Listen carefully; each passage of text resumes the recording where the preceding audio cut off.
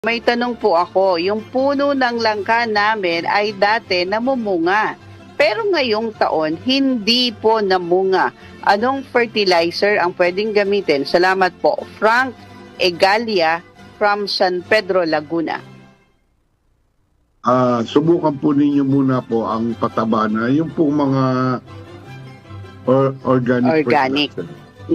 Kung ganyan po ang ano ninyo, pwede po kayong magano po ng mga nabubulok na yung po kahit na po yung mga pinaghugasan ng isda.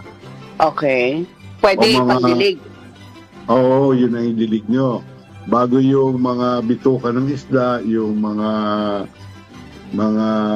hasang ng isda, ibaon po ninyo sa may puno. Para kahit pa paano po, i-ano nyo. Kung kaya nyo i-ferment, gawin yung fish amino acid, ferment po ninyo bago yung po ang idilig nyo. Okay. Ano po yan. Nakakabalaking tulong po sa inyo nung lang. Tsaka kung meron kayong mga vermicompost, 'di ba? Yan kasi available 'yan, pwede mo bilhin, 'di ba, Kuya Ramil? Sa mga kahit nga minsan sa grocery, meron ka makikita 'di ba? Or kaya sa mga agri-supply store. Yung iba kasi Oh. hindi masyadong potent yung ano. Yun nabibili. Dapat trusted, trusted ang quality.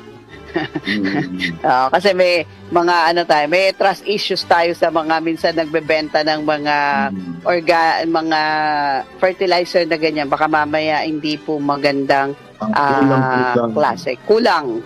Kulang. Minsan may vermi naman yon, may vermicast naman siya. Yun nga lang, madaming ibang ingredients, kaya parang tumatabang. Kaya parang tumatabang. No? Kaya ganun. So,